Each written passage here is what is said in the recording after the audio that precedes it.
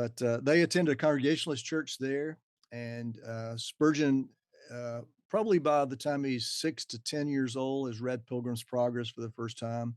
He is visiting his grandparents often, and that's where the stories you've probably heard of the library, the attic library, where he first encountered lots of Puritan writers, and probably sometime between 6 and 10 years old, read Bunyan for the first time. And he said over 100 times he had read Bunyan in his lifetime, and so he lived longer than when he said that. So he Yeah. continued to read that as well.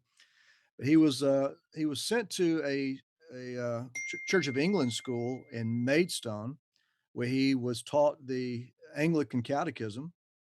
And long story short, he became convinced of believers' baptism while at the Church of England school studying the Anglican Catechism. So the Anglicans led him to Baptist theology before he was converted. And then he goes back to Colchester, goes to school in Newmarket. During break, he is converted in the Primitive Methodist Chapel there. And some months later, he is baptized, and it takes him a while before he's living in Cambridge, where he joins his First Baptist Church.